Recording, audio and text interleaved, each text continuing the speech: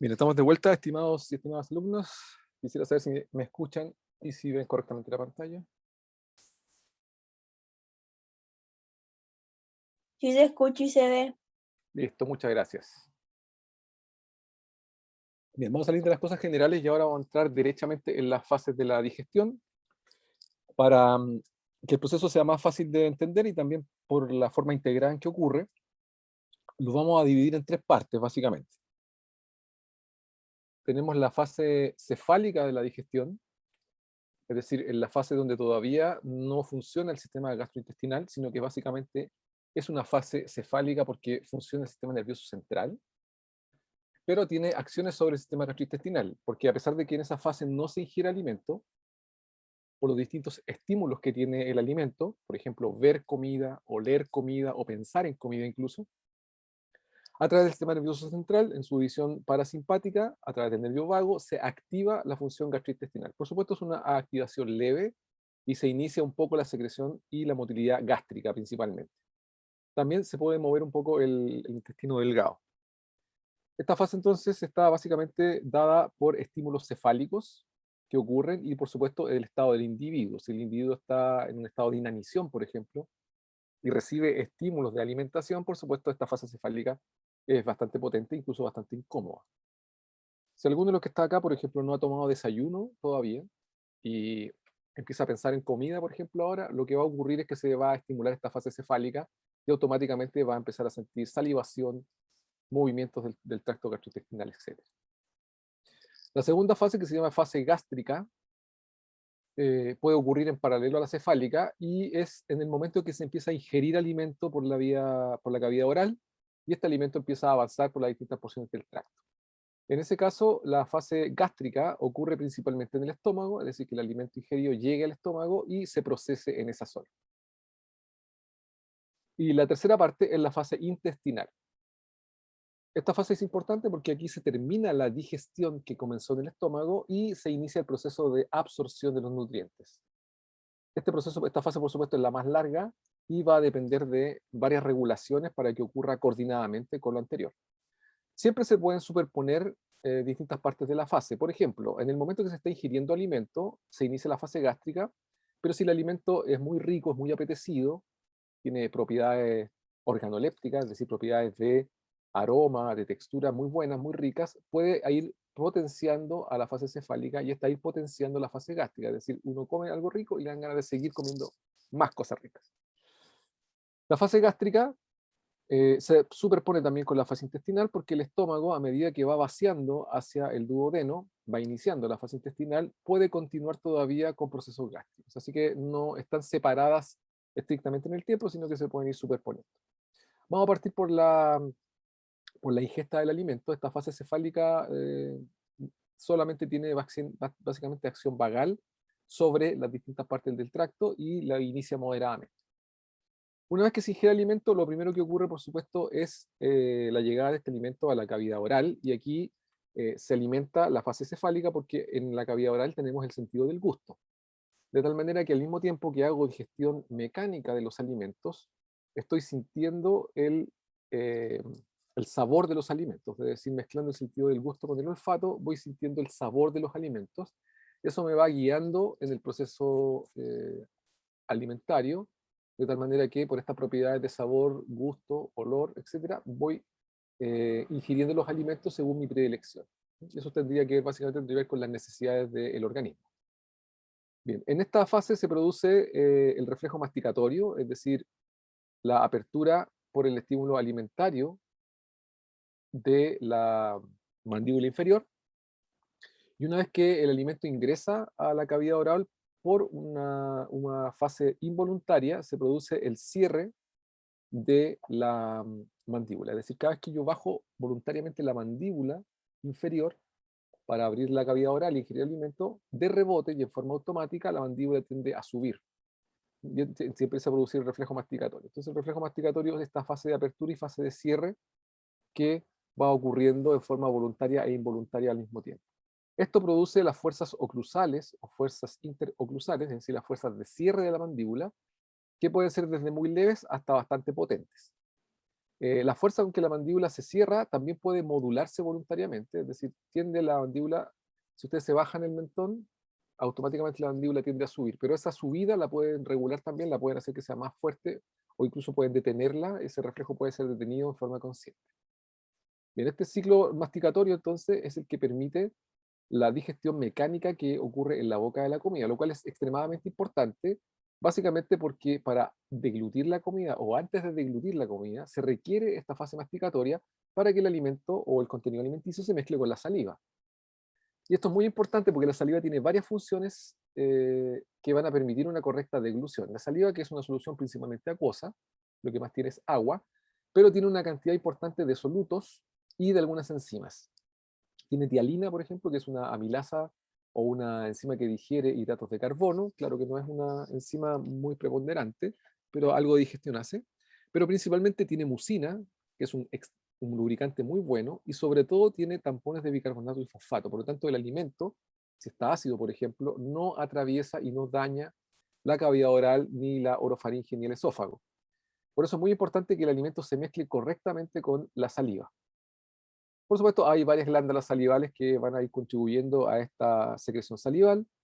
La saliva al día, una persona secreta entre 1,5 a 2 litros de saliva aproximadamente, principalmente durante la fase de alimentación.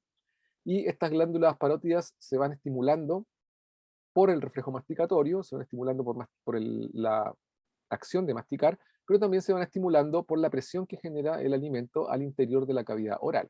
Cuando ustedes presionan con la lengua, por ejemplo, el paladar duro, la parte de arriba del paladar, con la lengua, y hacen esa presión hacia arriba, automáticamente las submandibulares y las sublinguales empiezan a secretar saliva automáticamente. También la distensión de las mejillas, que provoca el alimento, cuando uno mueve el alimento dentro de la cavidad oral, también provoca secreción de las glándulas salivales que están ubicadas en esa zona. Y también las propiedades del alimento, es decir, si el alimento es ácido, si el alimento es líquido o sólido, también provoca automáticamente la secreción de las glándulas parótidas y las submandibulares, que provocan automáticamente esa secreción.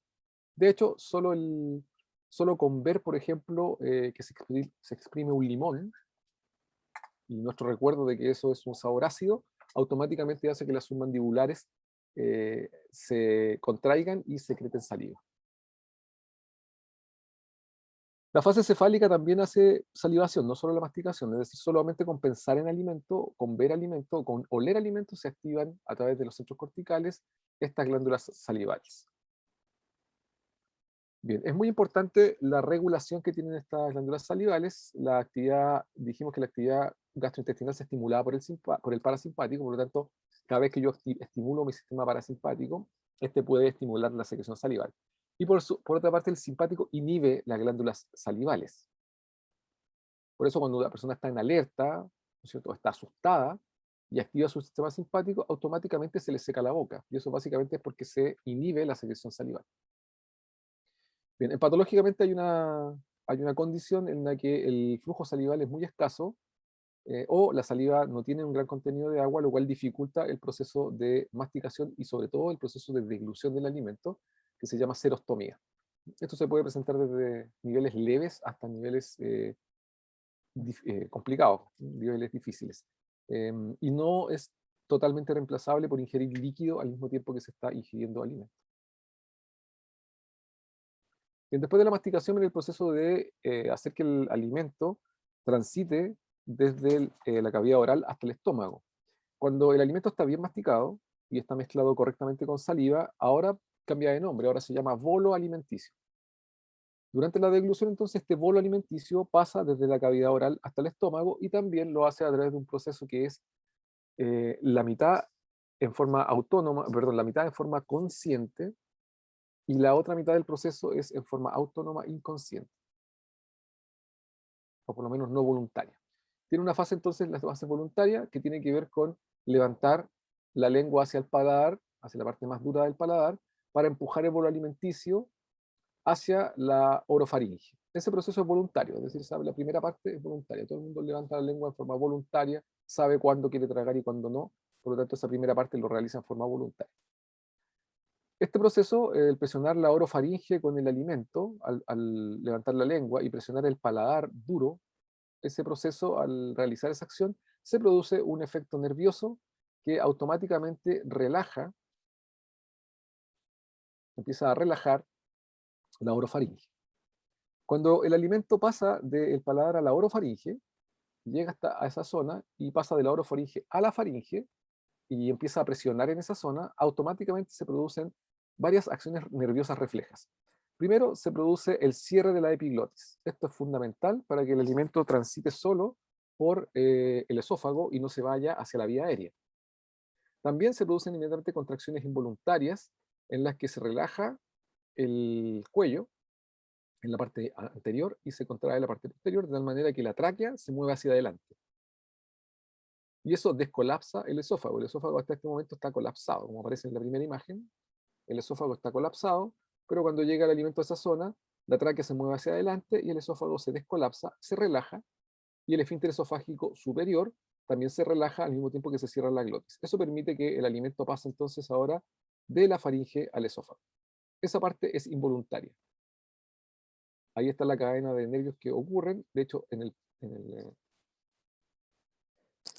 el puente hay una zona que se llama el centro de la deglución, que es una zona de integración entre varios nervios, está el nervio vago, el glosofaringio, el trigeminal, etcétera, que van recibiendo información, por ejemplo, la información trigeminal de que el alimento está en la cavidad oral, para que inmediatamente el centro de la deglución, a través de estas distintas ramas, vaya provocando estas relajaciones de la musculatura, la relajación del esófago y el movimiento de la tráquea. Y por supuesto, primordialmente, el movimiento de la epiglotis para tapar la glotis. Y luego pasamos a la fase esofágica, donde el alimento llega al esófago y automáticamente el esófago, por supuesto, empieza a realizar varias acciones. La primera y la más importante es secretar mucus y bicarbonato para hacer más suave el paso del bolo alimenticio a través del esófago y la relajación del esfínter esofágico superior. De forma refleja, el esófago también, a medida que el alimento ingresa en la primera porción, empieza a producir movimiento peristáltico. Entonces se produce movimiento peristáltico en esta zona por la distensión provocada por el ingreso del bolo al esófago. Pero al mismo tiempo se produce un movimiento peristáltico secundario, donde sin ocurrir distensión o entrada del bolo, se produce movimiento peristáltico en la parte baja del esófago, en la parte que se une con el estómago. Ese movimiento peristáltico se llama movimiento peristáltico secundario y ocurre en la pared esofágica, preparándose para la llegada del alimento. Ese movimiento peristáltico secundario, que ocurre en paralelo al movimiento peristáltico en la zona donde hay distensión por el bolo alimenticio, es fundamental porque con ese movimiento peristáltico secundario se produce la relajación receptiva a nivel estomacal. Es decir, se empieza a relajar el esfínter esofágico inferior, preparándose para la llegada del bolo. Dijimos que el proceso de pasar el bolo alimenticio desde la faringe por el esófago hasta el estómago era muy rápido, no tomaba más allá de 10 segundos, por lo tanto debe estar previamente preparado el esfínter esofágico inferior y la primera porción del estómago relajándose para recibir ese bolo alimenticio. Si eso no ocurre, eso va a provocar que el alimento se mantenga en el esófago y eso va a provocar alguna suerte de molestia. Cualquiera de ustedes que se haya alimentado muy rápido, por ejemplo, sabe que hay un límite de deglución, de tal manera que el esófago se tiende a detener cuando la deglución es muy rápida, y porque no alcanza a relajarse, de tal manera que el alimento empieza a avanzar lentamente por el esófago, que incluso puede provocar dolor, y eso es básicamente para detener la deglución y hacer que el bolo alimenticio entre en forma correcta al estómago a través del esfínter esofágico inferior. Bien, una vez que está ingresando el alimento y cruza este esfínter esofágico inferior, vamos a llegar entonces a la porción gástrica. De esa manera se inicia la fase gástrica de la digestión. El nervio vago tiene un reflejo muy importante en el esfínter, en el esófago a nivel de esfínter esofágico inferior, porque una vez que se abre el esfínter esofágico inferior y pasa el bolo alimenticio, automáticamente por la acidez del estómago se produce un reflejo vagovagal que cierra automáticamente el esfínter esofágico inferior. De tal manera entonces que este paso del alimento por el esófago al estómago está extremadamente controlado y solo ocurre en breves momentos en que se abre el esfínter esofágico inferior, recibe el alimento y luego se vuelve a cerrar en forma refleja. Bien. Vamos a pasar entonces a una parte muy importante, primordial de la digestión, que es la parte gástrica. Para esto debemos recordar, para entender cómo funciona, vamos a recordar brevemente algunas cosas anatómicas importantes del estómago, y estas cosas anatómicas permiten una motilidad gástrica especial. En el estómago, muy importante, hay digestión mecánica y química, es decir, por la motilidad del estómago, la motilidad especial que tiene, se produce una gran digestión mecánica y se mezcla con algunas enzimas del jugo gástrico que provocan la digestión química. Esta digestión es parcial y lo destaco en rojo porque esta digestión debe terminarse obligatoriamente en el duodeno. Es decir, no hay posibilidad de absorber los nutrientes si no se termina la digestión gástrica a través de la digestión duodenal. Por eso es muy importante que esté muy regulado el paso del alimento desde el estómago al duodeno. Es decir, el vaciamiento gasto-duodenal tiene que estar regulado en forma muy fina. Por eso existen regulaciones tanto desde el estómago hacia el duodeno como del duodeno hacia el estómago para regular la llegada del alimento a esa zona y que se termine correctamente la digestión. Estos procesos están regulados en forma neuroendocrina, es decir, hay control nervioso de la función gástrica, así como control hormonal.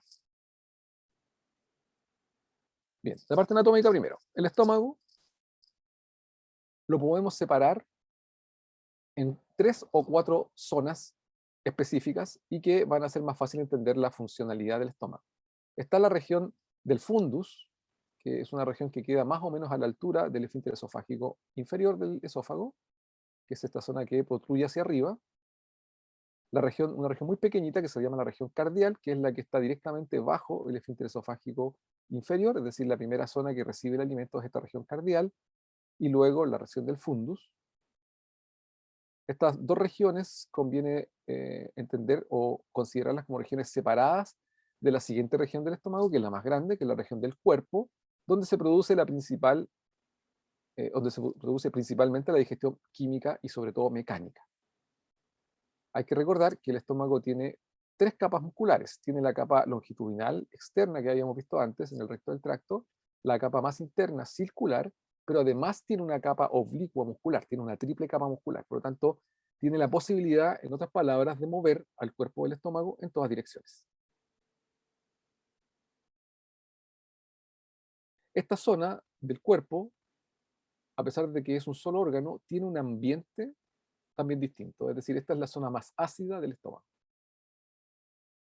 Y tiene una última porción que tiene más bien relación con el duodeno, es la zona que relaciona al estómago con el duodeno, que es la zona del píloro o antro estomacal, donde se encuentra el esfínter que conecta al duodeno con el píloro o esfínter pilórico.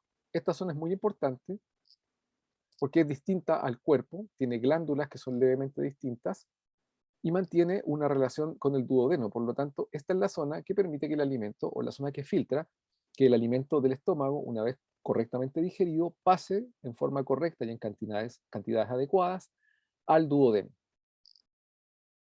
Recuerden que el alimento viene ácido, por lo tanto debe controlarse el paso al duodeno para que no se dañe la mucosa duodenal. Bien, en resumen entonces tenemos estas 3 regiones, agrupada la primera en la región cardial, y en la segunda el fondo y el cuerpo y el antro. Las secreciones son distintas, solo el ácido se secreta solo en la parte del cuerpo y, muy importante, hacen cosas distintas. La región cardial principalmente se relaciona con el esófago, por lo tanto es la zona que controla la entrada y previene que el alimento refluya hacia el esófago, lo que podría provocar daño por acidez.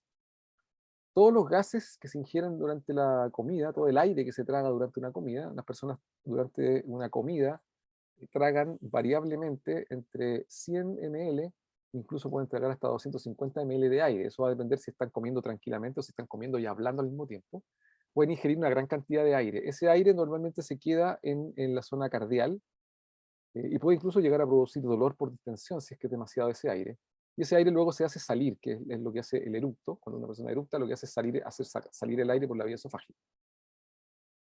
El cuerpo del estómago es el que da la fuerza de contracción para la digestión mecánica, la fuerza tónica, y también es la zona de reserva, porque como es la más grande, es donde el estómago puede mantener el alimento que está siendo digerido por el tiempo que sea necesario. El antro y el con la zona pilórica se relaciona con el duodeno, por lo tanto es la zona que regula el vaciamiento, como dije antes, pero también es una zona de alta potencia muscular, porque en esa zona los alimentos que han llegado todavía no bien digeridos son retroproyectados hacia el cuerpo para que sean digeridos químicamente otra vez.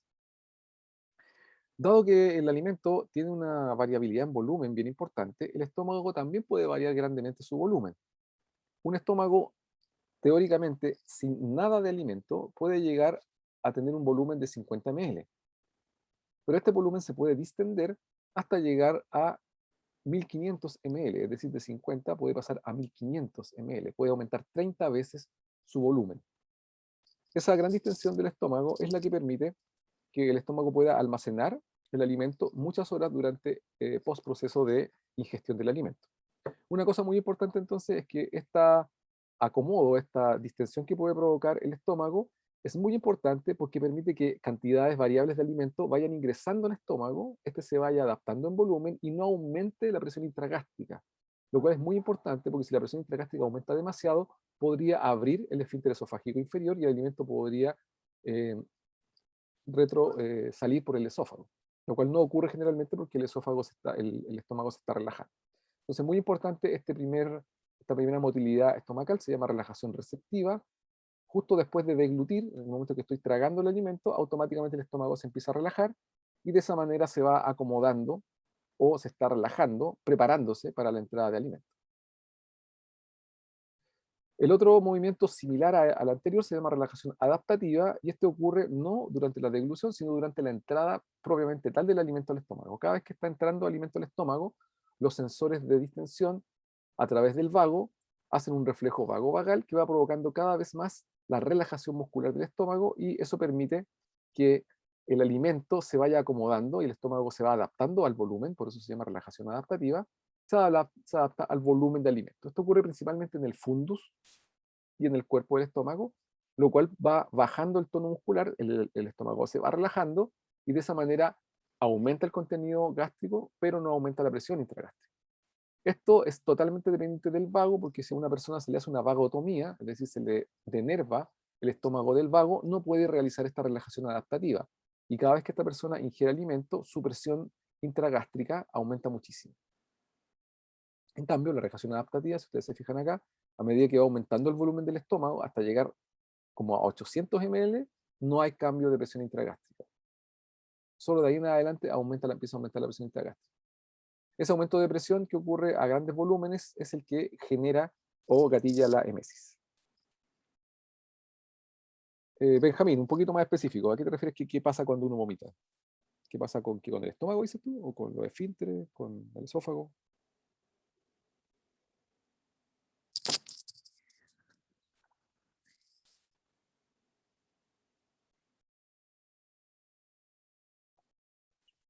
Claro, por el centro del emesis, que mandaba una señal desde el sistema nervioso central, se provocaban varias acciones. Dijimos que se provocaban hartas acciones. La primera, que se contraía el estómago y aumentaba la presión intragástrica, pero también se producía la relajación del esfínter esofágico inferior y superior, y la relajación del esófago. Entonces se producen las dos cosas. Aumenta la presión intragástrica, se contrae el estómago, al mismo tiempo también se contrae la musculatura esquelética externa del abdomen y del tórax, que empiezan a apretar hacia adentro, de tal manera que aumentan la presión intratorácica y de esa manera se aumenta más la presión intragástrica y del alimento sale expulsado por ese aumento de presión por el esófago. En ese momento, el esófago se relaja y los esfínteres del esófago también lo hacen, pero esto lo hacen solo en respuesta a el centro del vómito. También son reflejos vagales esos, son estimulaciones vagales. Una de las cosas que pasa también, se los adelanto al tiro, que pasa durante el vómito, que las personas se sienten muy mal, es que esa presión intragástrica negativa que hay dentro del estómago, que hace que el alimento vaya en sentido contrario y fluya hacia el esófago, provoca también a veces pequeñas aperturas del esfínter pilórico. Por lo tanto, contenido que está en el duodeno puede volver hacia el estómago. Se produce una suerte como de bombeo del píloro y contenido que está en el duodeno vuelve al estómago. Lo que ocurre a veces, como en el estómago llega la secreción biliar, es que la bilis que está llegando al duodeno puede pasar en ese momento al estómago y el paciente puede incluso vomitar bilis. Y la bilis tiene un sabor bastante amargo, bastante potente, lo que aumenta aún más la sensación de náuseas.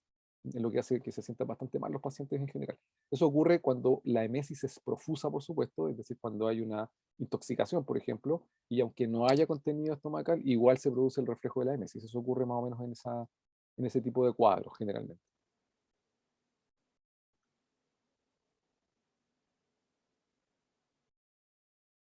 Ah, sí, hay personas que tienen eso básicamente hay una suerte como de aprensión al vómito.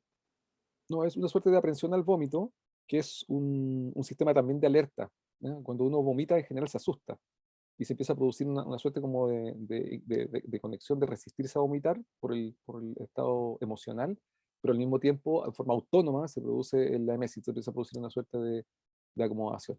Y claro, hay personas que tienen una tendencia a vomitar menos, ¿no? Eso básicamente casi siempre depende de estados emocionales en general. No en general es un freno consciente al vómito, ¿no? De hecho, a todos ustedes les debe haber pasado que han sentido náusea y han tratado de detener el vómito en general, han tratado de detener detener la emesis, ¿ah? Eso es natural, uno tiende a detenerla. También tiene que ver con el sistema de protección de la vía aérea, porque en general la emesis puede ingresar o uno puede aspirarse el vómito. Eso es muy común en los pacientes que están con estados de semi-inconsciencia. Eso es bien complicado. Cuando un paciente está intoxicado y la intoxicación gatilla la emesis, pero al mismo tiempo lo tiene en un estado de semi-inconsciencia, es complejo porque podría detenerse o podría no ocurrir el cierre de la epiglotis y el paciente podría vomitar y luego aspirarse el vómito hacia la vía aérea. Eso es típico de los pacientes que están en posición horizontal. En el caso de las personas que están ebrias, por ejemplo, que están borrachas, que están en coma etílico, el alcohol que produce varios cambios, entre ellos produce acumulación de formaldehído, ¿no? Que es la parte tóxica del alcohol. Esto va a provocar el reflejo de la emesis, pero si la persona está inconsciente, por ejemplo, y está boca arriba, que es peor todavía, podría provocar el efecto igual de la emesis, pero sin cierre correcto de la epiglotis, y luego el paciente se podría aspirar el vómito. Y para complementar más con un ejemplo clínico, cuando los pacientes están con ventilador mecánico, por ejemplo, la posición en la que tienen es muy importante que esté siempre siendo monitoreada, porque la intubación a través de la vía aérea está estimulando la orofaringe. ¿Sí? O sea, ustedes con el tubo están todo el tiempo estimulando la orofaringe cuando lo tienen intubado, cuando la intubación es por vía bucal. Como están estimulando la orofaringe, se está produciendo automáticamente la estimulación de la deglución. Por lo tanto, el paciente, mientras todo el tiempo que está intubado, al mismo tiempo está haciendo una pequeña deglución de su saliva. Ya, eso es complejo, hay que vigilarlo porque el paciente podría producir una aspiración de su saliva o una aspiración incluso del contenido gástrico que se devuelve hacia la vía aérea. ¿Mm? Entonces, no es raro que hayan cuadros de neumonía, por ejemplo, por aspiración del vómito, que ácido daña la vía aérea y se produce infección de la vía aérea, básicamente por esta aspiración del vómito. Entonces, un paciente que está con intubación por otra condición, a veces derivan en estas neumonias por aspiración gástrica. Y eso básicamente por tenerlo intubado todo el tiempo, estar estimulando todos estos procesos. Sí se desensibiliza un poco la orofaringe, es decir, el paciente deglute menos, pero de todas maneras la presión de la intubación va provocando estos reflejos automáticos de activación del esófago. Y la deglución, cuando uno deglute, o incluso cuando uno no está comiendo nada, pero está haciendo el acto de masticar o el acto de tragar saliva, por ejemplo, lo que pasa con el chicle, una persona masca chicle, automáticamente eso estimula que el estómago se mueva y secrete jugo gástrico y ocurren todas esas cosas. Entonces, esta intubación provoca siempre una pequeña activación del estómago. Por eso los pacientes tienen que estar vigilados y hay una posición especial para ponerlo y hay que cambiarlos cada cierto rato, etc.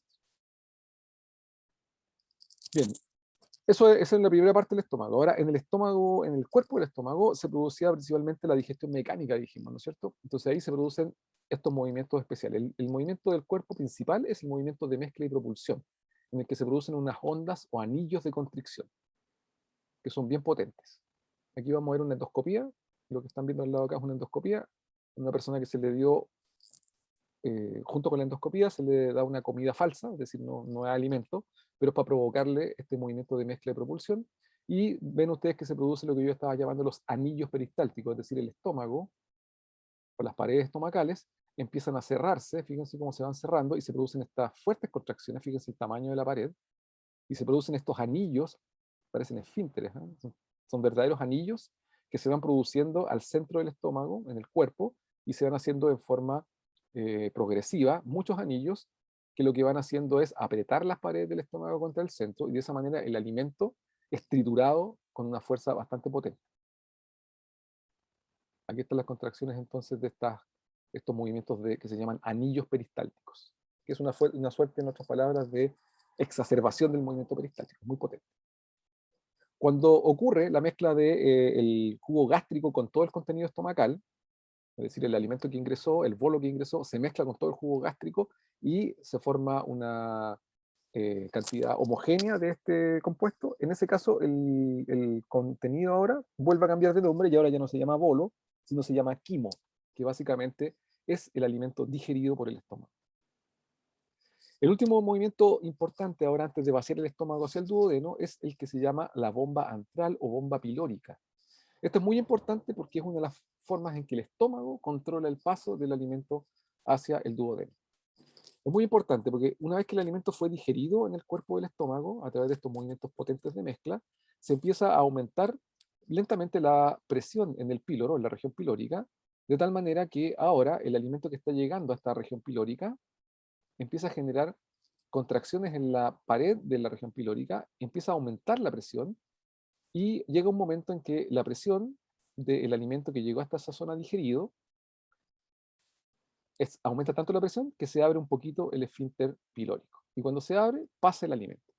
Esto funciona como un mecanismo de filtro porque el esfínter pilórico se abre muy poco y solo va a pasar por ahí el alimento que esté bien digerido, que esté totalmente licuado y totalmente digerido mecánicamente.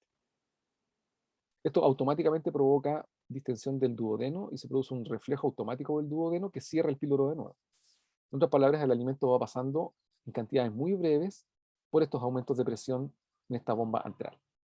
¿Qué pasa con el alimento que todavía no está bien digerido y que logró llegar a la zona pilórica?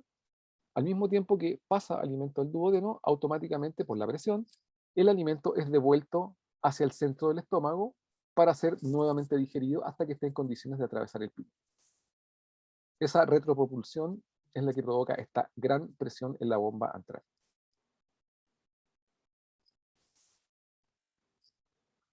Bien, vamos a ver ahora la parte secretiva, es decir, qué secreta el estómago para hacer una correcta digestión y cómo es posible que eso que está extremadamente ácido, cuando pasa a el duodeno, no daña la mucosa duodenal normalmente. Entonces lo que vamos a ver ahora es la función secretora del estómago. La anterior era la función de motilidad. Para esto, por supuesto, tienen que recordar la histología del estómago para que veamos bien qué cosas secreta. Principalmente, una de las secreciones diferenciales del estómago es la secreción de ácido clorhídrico, que tiene varias funciones, pero la principal es que al ser de una extrema acidez, funciona como un bactericida y también hay algunas hormonas de jugo gástrico que se activan a pHs ácidos, como el pepsinógeno que pasa a pepsina activa. Esto es característico del estómago y no existe otra zona del cuerpo que provoque una secreción tan ácida como la que provoca el estómago. Vamos a ver después cómo es posible que el estómago secrete un jugo gástrico de una acidez tan baja, esta acidez tan baja que teóricamente puede disolver una alfombra, por ejemplo. ¿Cómo es posible que secrete algo tan ácido sin autodigerirse el propio estómago? Vamos a ver cómo eso ocurre, cuál es el mecanismo de defensa. El estómago también tiene, por supuesto, tiene glándulas donde se secreta este ácido clorhídrico, pero esas glándulas tienen varias células, varios tipos celulares, que también secretan hormonas y enzimas. Estas hormonas son específicas de esta zona y regulan lo que hace el estómago en forma endocrina y en forma paracrina, pero también estas hormonas pueden ir a regular otros órganos, es decir, las hormonas que secreta el estómago también pueden regular al duodeno y pueden incluso regular lo que hacen otros órganos anexos como el páncreas, e incluso pueden viajar por el torrente sanguíneo hasta el sistema nervioso central para enviar algunas señales, por ejemplo, de la calidad alimenticia. En esta zona es donde se secretan algunas hormonas que llegan al sistema nervioso central, haciendo que la sensación de saciedad y el apetito, perdón, aumente la sensación de saciedad y disminuya la sensación de apetito a nivel central. Por eso cuando ya tenemos suficiente alimento en el estómago, la ingestión debería bajar porque automáticamente hay señales hormonales y también las señales de distensión del estómago van haciendo que los centros a nivel central, principalmente el hipotálamo, vayan aumentando esta sensación de saciedad y vayan secretando compuestos para que nos preparemos para la etapa de absorción de los alimentos. El estómago también secreta mucus, pero este mucus es distinto a los mucus que he señalado antes, es un mucus especial, es un mucus gel que absorbe una gran cantidad de agua, que es una excelente protección para la mucosa gástrica. El estómago tiene principalmente dos tipos de glándulas, las que secretan ácido, que están en el cuerpo, que se llaman glándulas gástricas, también se llamaban glándulas oxínticas antiguamente, y también tiene unas glándulas que están en la zona pilórica, que por supuesto no secretan ácido, sino que al contrario secretan una gran cantidad de bicarbonato, dado que estas glándulas son las que están previos al paso hacia el duodeno. La secreción ahora del estómago está altamente regulada, básicamente por factores nerviosos y factores humorales, es decir, a través del sistema nervioso simpático, parasimpático, el sistema nervioso entérico y las mismas hormonas que secreta el propio estómago. Por supuesto, si hay condiciones anexas, como por ejemplo emociones y cosas de este tipo, también a través del sistema simpático-parasimpático se controlará un poco la función secretora y motilidad gástrica. Bien, aquí está una parte histológica, solo para recordar, tenemos glándulas del tipo tubular, que son las glándulas gástricas y las glándulas pilóricas. Estas glándulas son básicamente una invaginación de la mucosa que está hacia el lumen del estómago, y tiene dos tipos de glándulas que obviamente su diferencia es que tienen distintos tipos celulares. Bien, hay varios tipos celulares, hay varias glándulas, vamos a recordar básicamente son seis o siete tipos celulares que están ahí en la glándula, y como dije es una invaginación, es tubular. Esto es muy importante porque distinguimos una parte en interacción directa con el lumen, un cuello de la glándula y un fondo de la glándula. Eso es bien importante porque las células se posicionan específicamente en esas zonas y eso tiene que ver con su función. Vamos a ver al tiro cómo se posicionan y qué secretan. Bien. Las que están más afuera, las que más cerca de la parte del lumen de la glándula, que están en la parte de la entrada de la glándula, son las células mucosas y por supuesto son las que secretan mucus y bicarbonato. Luego tenemos las células principales o zimógenas, que son las que producen las enzimas gástricas o enteroenzimas, que son básicamente el pepsinógeno y la lipasa gástricas. Estas enzimas contribuyen a la digestión química, pero no son tan eficientes como las enzimas del páncreas. Por lo tanto, funcionan y hacen una predigestión química. Luego tenemos las células que secretan el ácido, las células parietales, también se llaman células oxínticas, y secretan también algo que es muy importante, que es el factor intrínseco. Este factor es muy importante porque permite la absorción de vitaminas del complejo B, en particular la vitamina B12. Por lo tanto, es muy importante que estas células parietales secreten ácido y factor intrínseco para su función. Y luego tenemos las otras células de esas glándulas gástricas, que son células que secretan hormonas o hormonas del sistema gastrointestinal, también llamadas enterohormonas. Y aquí tenemos que distinguir a las células G, que secretan gastrina, que es muy importante. La gastrina es la principal hormona estimuladora de la secreción y la motilidad. Tenemos a las células B, que se las puse en rojo, que son las únicas células que secretan una enterohormona que es inhibitoria, que es la somatostatina. Esta es la única hormona de todas las hormonas enterogástricas que es inhibitoria del movimiento de la secreción. Esta hormona inhibe específicamente a las células principales, es decir, a las que secretan las enzimas gástricas, a las parietales, inhibe a las células que secretan el ácido, y inhibe a las células G, que son las que inhiben el principal activador. Y tenemos una célula reguladora, que son las células tipo enterocromafin, o células SL. Estas también secretan una enterohormona que es regulatoria, que es muy importante y da una regulación más fina, que se llama histamina. Es decir, esta misma histamina que se secreta en el sistema ventilatorio, que se secreta a nivel central, en el sistema nervioso, esta misma histamina también se secreta a nivel gástrico, solo que se secreta en forma local. Se llaman células enterocromafines, y principalmente esta histamina de las células SL regula la secreción ácida. Aquí les dejé un cuadrito donde aparece la posición de las células y lo que están secretando. Más adelante lo vamos a completar con la función. En el contenido normal del jugo gástrico es básicamente, por supuesto, agua, pero también una gran cantidad de cationes, una gran cantidad de aniones, las enzimas gástricas, el mucus y el factor intrínseco. Eso es básicamente lo que secreta este jugo gástrico. La principal característica es que, dado la gran cantidad de protones que tiene, es un jugo gástrico extremadamente ácido, puede llegar a pH 3 e incluso puede llegar a pH más bajos. Normalmente entonces al día, entre el jugo gástrico que secreta el estómago más la saliva que estamos tragando, normalmente al día tenemos una cantidad grande de volumen solo de líquido en el estómago, independiente de la comida. Así que usa bastante volumen. Al día, el estómago genera alrededor de 2 litros de jugo gástrico, pero esto va a depender de la cantidad de veces que una persona haga ingestión de alimentos. Bien, estas son las glándulas gástricas, entonces, que están básicamente en el cuerpo del estómago.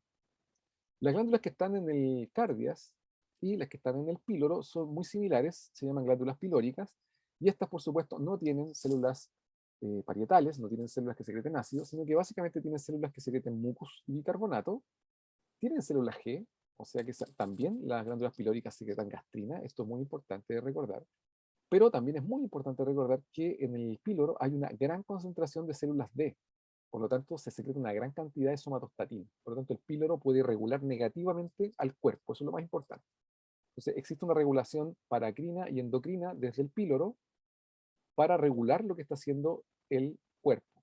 También hay reflejos nerviosos a través del sistema nervioso entérico desde el píloro hacia el cuerpo del estómago para inhibirlo. Por ejemplo, cuando se distiende mucho el antro, porque ha llegado un gran contenido de alimenticio para pasar al duodeno, automáticamente se producen reflejos nerviosos que bajan la motilidad estomacal y bajan la secreción del cuerpo del estómago. Bien, vamos a ver la secreción del ácido, que es bien importante, cómo ocurre y cómo se controla. Las células, entonces, parietales o oxínticas tienen dos estados, un estado relajado, por supuesto, y un estado activado. Aquí tenemos los dos estados dibujados, aquí también se ven. Cuando está relajado, ustedes se fijan, la célula tiene un espacio grande de entrada tubular, y cuando está activa genera cientos de miles de cagalículos por donde se libera los componentes del ácido. Este proceso requiere una gran cantidad de energía, por eso estas células, como ustedes ven, tienen una gran cantidad de mitocondrias, y requiere también la producción de los dos componentes del ácido, es decir, requieren estas células de alguna manera generar una gran cantidad de protones y de cloruro. Por supuesto, ellos no lo fabrican, sino que lo obtienen del medio intersticial. Si ustedes se fijan acá, hay una gran cantidad de mitocondrias. Esto es compensado, es decir, cada vez que estas células secretan el ácido, van compensando con la secreción contraria de otros iones. Cada vez que secretan cloruro, por ejemplo, y protones, automáticamente disminuyen o hacen la secreción contraria de sodio y de potasio para contrarrestar esta salida de protones. Vemos el mecanismo de secreción. Aquí es muy importante considerar la polaridad de esta célula oxíntica o célula parietal. Tenemos la parte vasolateral, que está en contacto con el medio intersticial y con la vasculatura, y tenemos la parte apical, que está en contacto con el lumen del estómago. Eso es muy importante de recordar. ¿Cómo ocurre la secreción del ácido? Estas células y algunas otras células, como las células de los osteoclastos de los huesos, por ejemplo, tienen una característica especial. Algunas células del riñón también tienen esta misma característica. Es que tienen una anhidrasa carbónica. Por lo tanto, estas células lo que pueden hacer es tomar CO2 y agua desde el medio intersticial, y con esta anhidrasa carbónica formar ácido carbónico. Con la misma anhidrasa, ese ácido carbónico se transforma en bicarbonato y en un protón. De esa manera, estas células, obteniendo CO2 y agua que difunden libremente a esta célula por el lado vasolateral, forman automáticamente el protón, que es extruido por una bomba especial, un proceso activo, por una bomba ATPasa, por intercambio con potasio, que es extruido el protón hacia el lumen de la glándula. De esa manera entonces producen el protón. El bicarbonato, que se produjo por esta anhidrasa carbónica, es de vuelta enviado al lado intersticial con un mecanismo activo secundario a través de un intercambiador bicarbonato cloruro, que es este que está aquí, de tal manera que la anidrasa genera el protón, genera el bicarbonato, este bicarbonato no se acumula dentro de la célula, sino que sale, y cada vez que sale hace ingresar cloruro. Ese cloruro que ingresa ahora es el cloruro que ese bicarbonato se va ahí al intersticial y luego se va a la vasculatura, y el cloruro que ingresa es extruido de la célula también hacia el lumen de la glándula por un canal de cloruro. Y ahí tenemos los dos componentes para formar el ácido clorhídrico. Este dibujo está esquematizado, pero no es exacto, porque este transportador bicarbonato cloruro está en otra zona, está alejado de la zona donde está produciéndose la salida del protón, de tal manera que no se junte nunca el cloruro con el protón. Y este canal iónico de cloruro también está en una zona distinta de donde está este transportador de protones. Ambas moléculas no se juntan, como aparece aquí, en el lumen de la glándula. Eso no ocurre porque si no se acumularía el ácido en el lumen de la glándula, sino que rápidamente difunden hacia el mucus que está en la parte de salida de la glándula. Se produce una corriente de salida de protones y de cloruro. De tal forma que este protón y este cloruro solo se van a unir en una zona acuosa, que es la zona del centro del estómago, sin tocar la mucosa. Por lo tanto, solo se forma ácido al centro del estómago. El resto está con muy poca agua porque el mucus tiene consistencia de gel, de tal manera que estos protones, ustedes saben que para formar un ácido, como deben saber de química, se necesita que haya un nivel acuoso.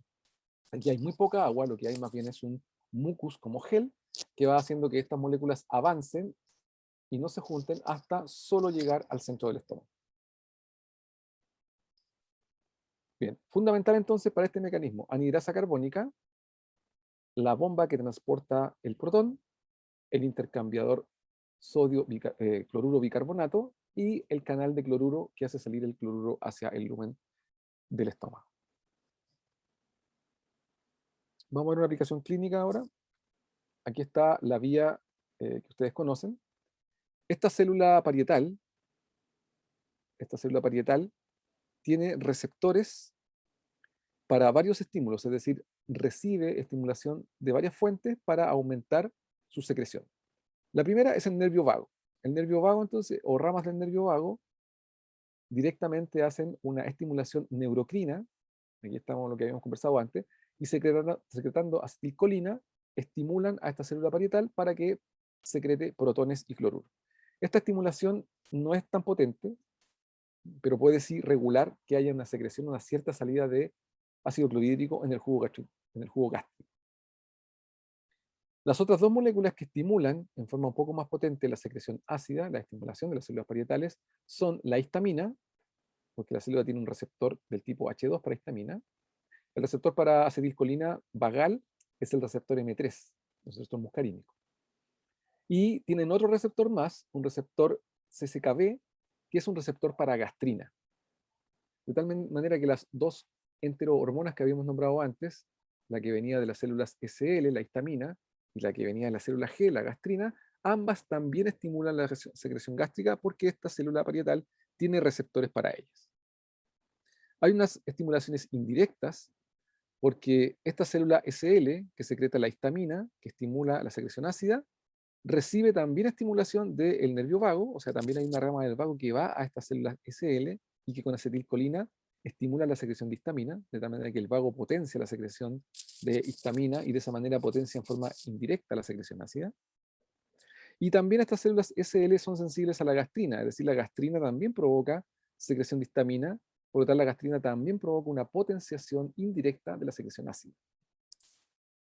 Toda esta regulación puede ser paracrina, es decir, la gastrina la secretan las células G que están al lado de las células parietales, y la histamina la secretan las células SL que están al lado de las células parietales, pero también pudiera ser endocrina.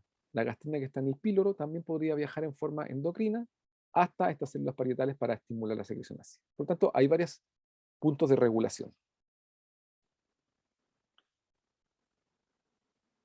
Esta bomba que gasta ATP y que mueve el protón hacia afuera es un punto muy crucial y se utiliza mucho, dada su acción estratégica, en clínica. Por ejemplo, si a un paciente le queremos bajar la secreción ácida estomacal en forma muy potente, es decir, que deje de secretar ácidos el estómago, por ejemplo, si tiene una úlcera perforante, Se puede utilizar un fármaco como el omeprazol, que lo que hace es bloquear esta bomba de protones. Eso es lo que hace el omeprazol en general cuando se toma para la acidez.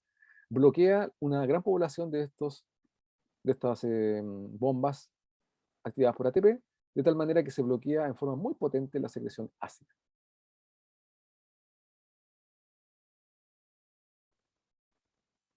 También podríamos bloquear la acción de la histamina, sin bloquear, por ejemplo, la secreción ácida, sino solo modularla, bajarla un poco, pero no a cero, como lo hace el omeprazol. Lo que podríamos hacer es bloquear un receptor. Por ejemplo, lo que se usa regularmente es bloquear el receptor de histamina, de tal manera que la potenciación ácida que hacía el vago a través de la histamina y la que hacía la gastrina a través de la histamina quedan bloqueadas. De esa manera, esta célula secreta una cantidad de ácido, pero ya no es tan alta como en condiciones normales. Por lo tanto, disminuimos, pero no a cero, la secreción de ácido. Ese bloqueador específico del receptor H2 de histamina, es decir, solo actúa a nivel estomacal, no actúa en otros receptores de histamina, es la famotidina. Eso es lo que hace la famotidina. Bloquea los receptores de histamina, perdón, para que disminuya un poco la secreción ácida. Bueno, y también se pueden usar algunos trucos químicos como directamente hacer que la persona tome antiácidos para que lleguen al estómago y vayan actuando como un tampón ahí, uno es a uno, con la secreción de ácido. Hay varias sales que combinan aluminatos y sales algunas de magnesio también, aluminio de hidróxido, sales de aluminato, sales de magnesio, etcétera. Aquí hay una sal de magnesio que se toman, hidróxido de magnesio se toma en forma líquida. Todos estos lo que hacen no bloquean ninguno de estos componentes, sino lo que hacen directamente es actuar directamente contra el ácido en forma química. Bien, ¿cómo ocurre esta secreción ácida en las fases de la deglución? Cuando estamos viendo alimento o pensando en comida o sentimos olor a comida y empezamos a tener esta sensación de hambre, lo que va a ocurrir es que el vago automáticamente va a empezar a estimular por la rama vagal, va a estimular a las células parietales. Eso es lo que va a ocurrir en esa fase cefálica. No hemos ingerido alimento, por lo tanto no hay contenido en el estómago, pero ya sí hay una cierta secreción de jugo gástrico e incluso ácida por esta estimulación vagal. Cuando el alimento ingresa al estómago, se produce distensión. Esa distensión estomacal es también sensada por el nervio, por el vago, y esa distensión automática provoca más secreción vagal, y la distensión también provoca que automáticamente, cuando el alimento llegó y provoca distensión en el estómago, las células que están regulando la función de la secreción ácida, como las células G y las células SL, aumenten su secreción tanto de gastrina como de histamina. Y en forma paracrina van a estimular a estas células secretoras de ácido. Una vez que el contenido del estómago en la fase gástrica llegue al píloro, automáticamente desde el píloro, desde la parte antral del estómago, las células G también van a secretar gastrina en un primer momento para que estimule la secreción de histamina y para que estimule en forma endocrina directamente las células de ácido, pero también va a empezar a ocurrir que a medida que se va acidificando el píloro por la llegada del contenido desde el cuerpo, este ácido va a provocar la activación de las células D, que van a secretar somatostatina, esta que está en azul, y esa somatostatina va a inhibir a todo, va a inhibir a la célula G, va a bajar la secreción de gastrina, va a ir a inhibir a las células SL, va a bajar la secreción de histamina, y directamente va a ir a inhibir a las células parietales y va a bajar la secreción ácida. De esa manera, cada vez que el alimento llega al píloro y está listo para pasar al duodeno, automáticamente baja la secreción ácida gástrica durante la fase pilórica, dentro de esta fase gástrica. Bien, entonces ahí está el cuadro entero, ahora ordenando cuáles son los factores estimuladores. Tenemos que estimuladores son la forma neurocrina a través del vago, la forma paracrina de la histamina y la gastrina, y la forma endocrina de la misma gastrina, pero que viene del píloro. Entonces, hay estimulación directa sobre la célula parietal e estimulación indirecta, que es la que hace el vago y la gastrina sobre las células SL para aumentar la secreción de histamina, y es esta histamina la que provoca la secreción ácida. Otra cosa que ocurre es que cuando estamos en plena digestión, con el estómago lleno de alimento, el vago también tiene una rama que va a las células D y suele disminuir la secreción de somatostatina, de manera de inhibir la secreción de inhibidor y aumentar la secreción ácida durante el proceso digestivo. Así que el vago también provoca inhibición de las células D para que no secreten somatostatina. Luego que ya se ha completado la digestión, el vago deja de inhibir a las células D y ahora se produce una masiva liberación de somatostatina y disminuye la secreción ácida. Los inhibidores de la secreción ácida, entonces, que vimos recién, pueden ser en forma paracrina y endocrina, en forma directa e indirecta. Básicamente es la somatostatina, que puede en forma paracrina, en el mismo cuerpo del estómago, inhibir a las células G y a las células paracrinas, a las células principales, perdón, para que no secreten ácido, y también las células D del píloro, a través de la circulación, pueden llegar al cuerpo y también provocan la misma inhibición. De esa forma, entonces, se controla esta secreción del ácido.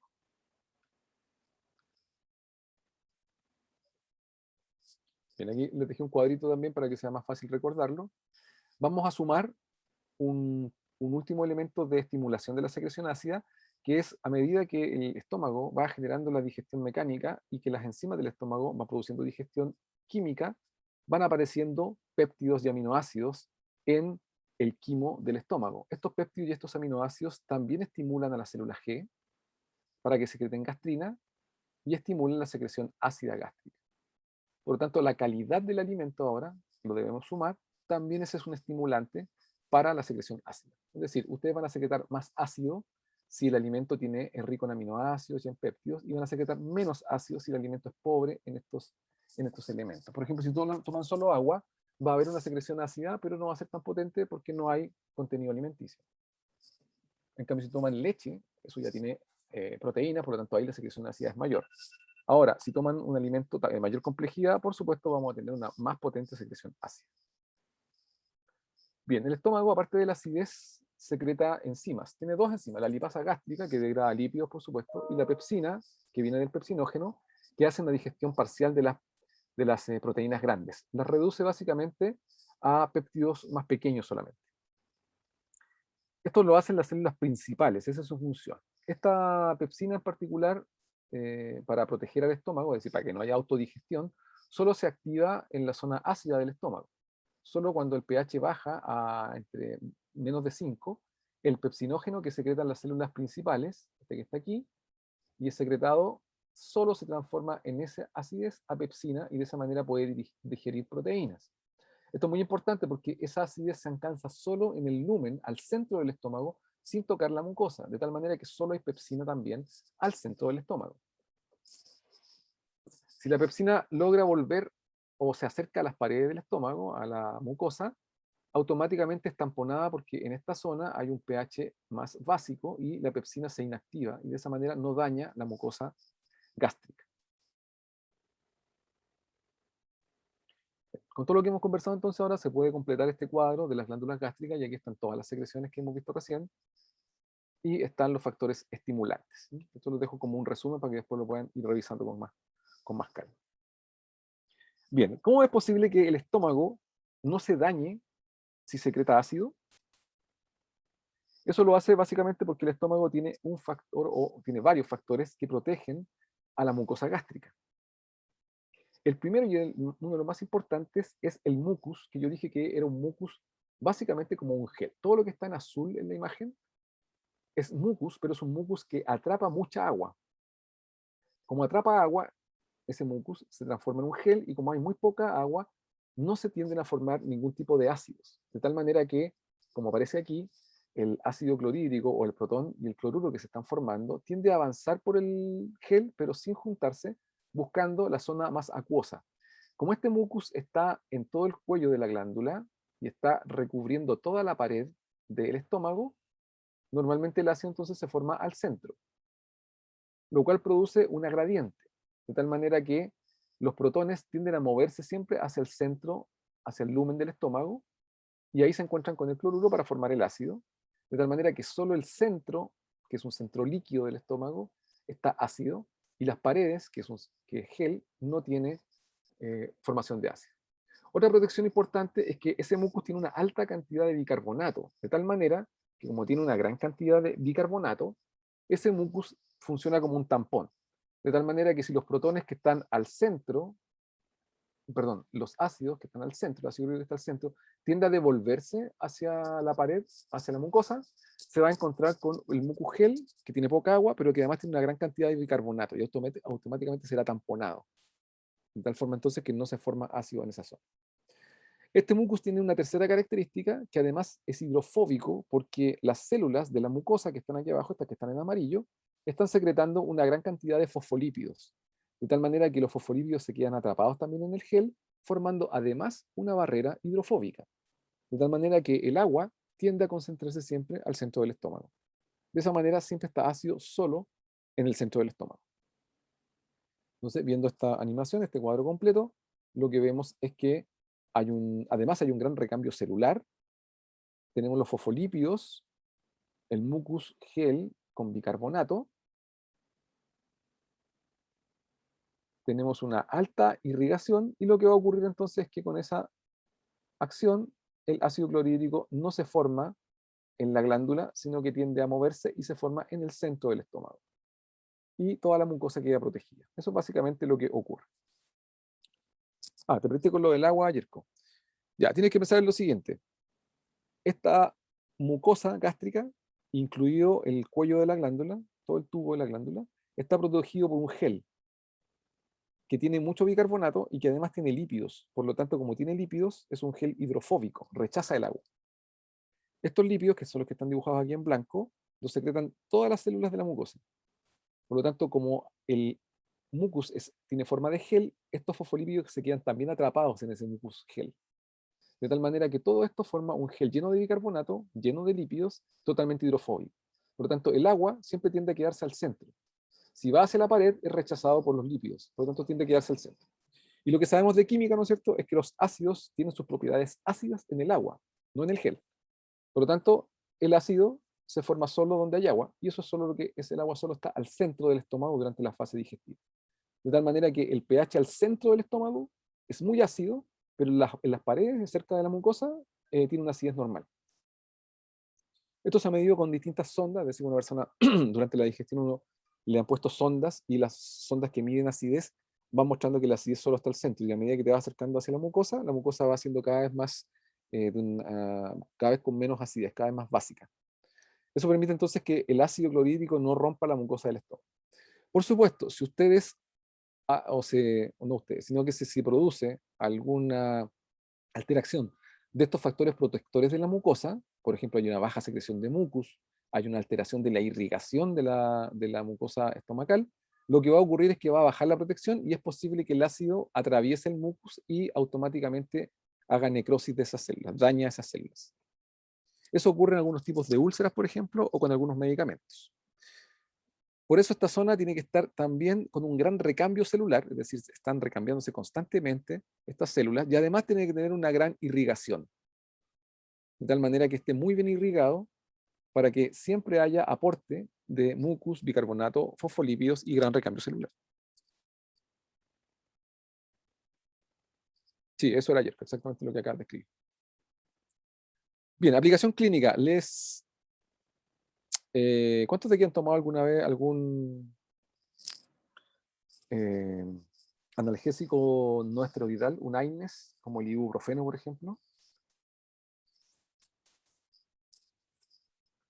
¿Y cuál es la indicación generalmente del ibuprofeno o de cualquier AINES, como el ketoprofeno, etcétera? ¿Cuál es la indicación principal? Todos los que han tomado antiinflamatorios de esa familia química, familia farmacológica. Claro, la regularidad, si uno cada 8, uno cada 6, va a depender de la severidad del cuadro inflamatorio. Jorge dice problemas gástricos. Ya, o sea, como efectos secundarios generalmente le dicen, ¿no es cierto? Esto puede traer algún problema gástrico, por lo tanto, normalmente la recomendación es que los AINES no se tomen más allá de 4 días seguidos. Fijaos que no te dicen tome estos AINES, pero al cuarto día suspéndalo, no más de 4 días. Después de eso, si las molestias continúan, ya tiene que ir al médico para que le cambie a otro medicamento. ¿Por qué ocurre eso? Porque los AINES provocan, por supuesto, bajas de la inflamación y todo el efecto que tiene beneficioso, pero una de las cosas que provoca es un exceso de motilidad y una baja de la irrigación estomacal como efecto secundario. En otras palabras, lo que hacen los AINES es que a medida que uno los va tomando, van bajando la capacidad protectiva de la mucosa gástrica. Y este máximo se alcanza más o menos al final de una semana de tomar AINES. Por eso hay que suspenderlo al cuarto día para no llegar a la etapa donde baja demasiado la protección gástrica. Y en ese caso se podría producir primero una irritación de la mucosa, una gastritis, y luego se podría producir incluso un daño mayor. Y podríamos incluso llegar a una necrosis de esa zona, produciendo una úlcera pasajera.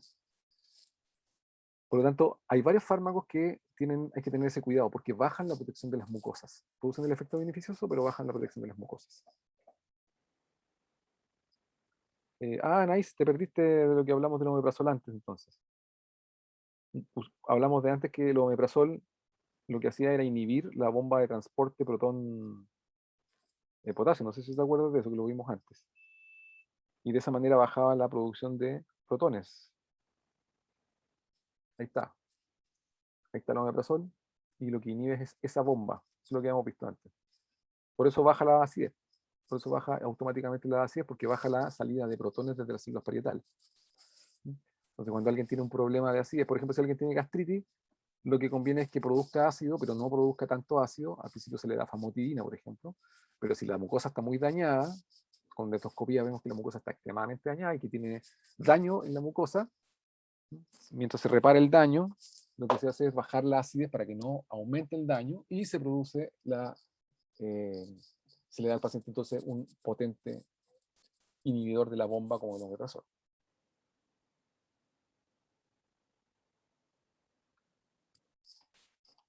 Bien, antes de pasar a la siguiente parte, en la siguiente clase, vamos a recordar lo siguiente.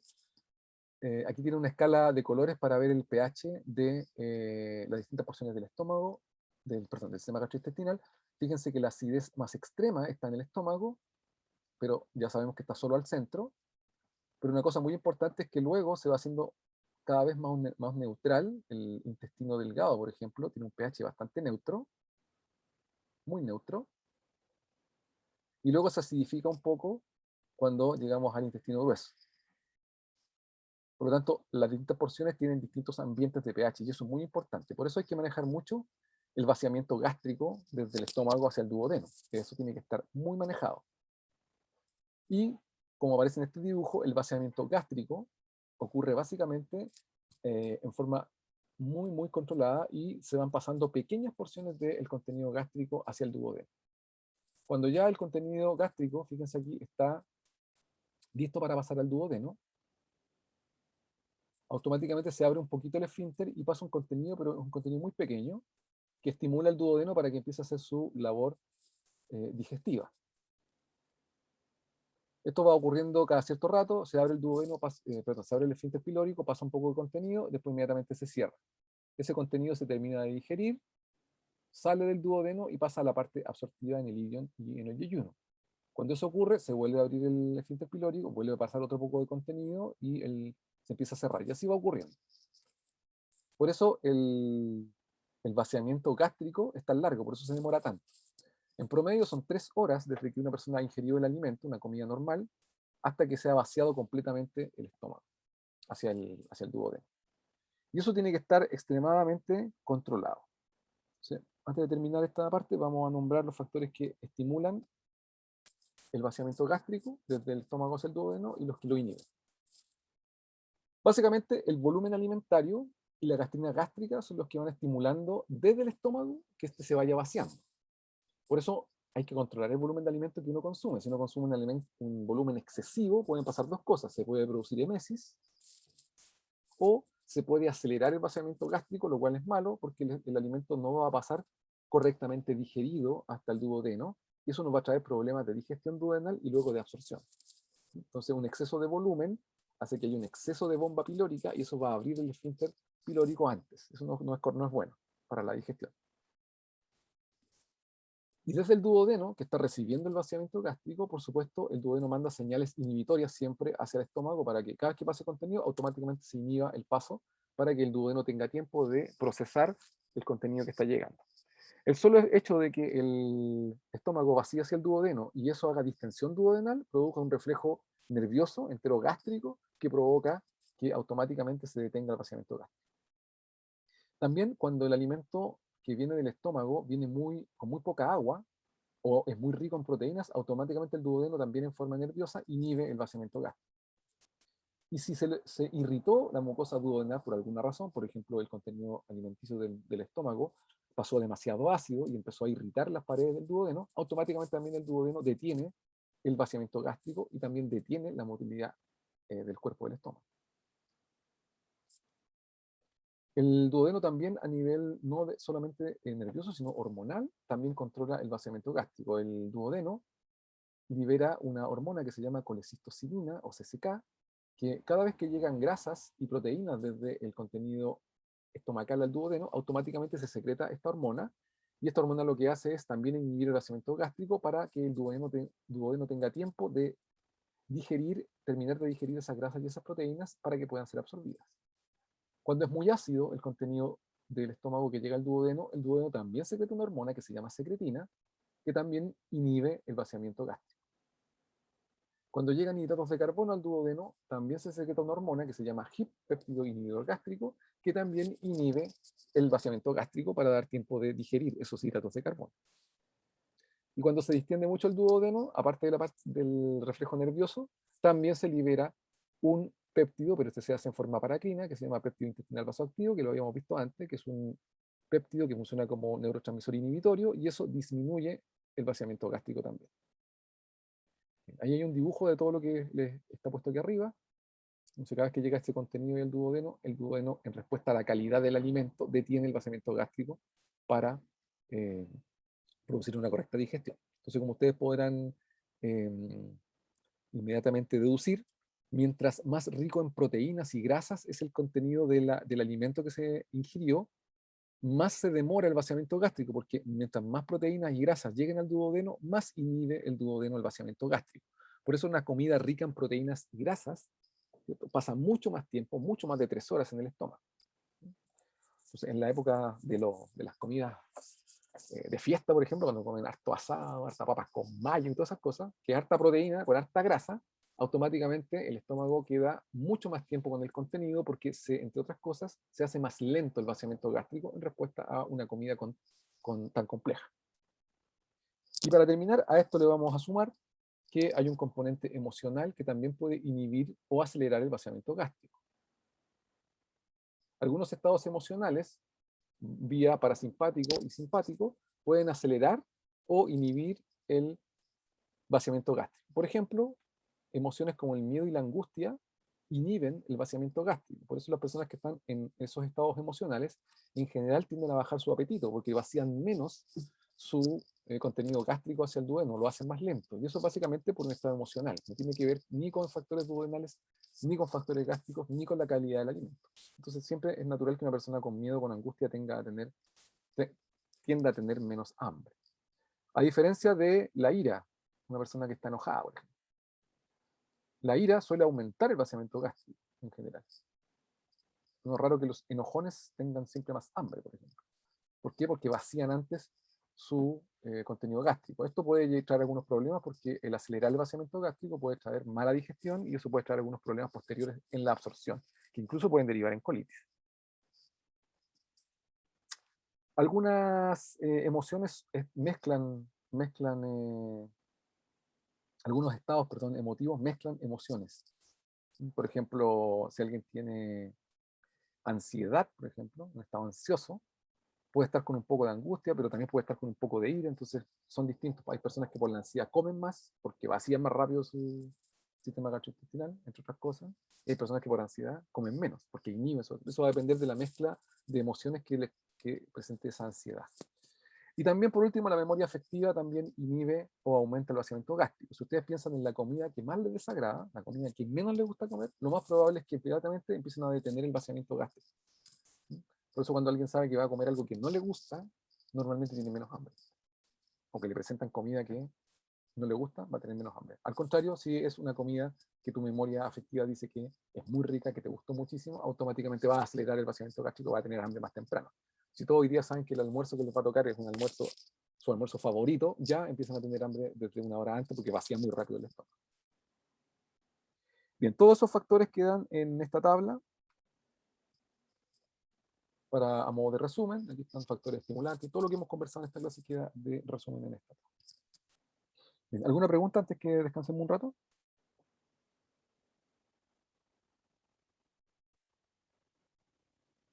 Ok, bien. Descansemos 10 minutos entonces y volvemos con la última parte, que es la parte intestinal.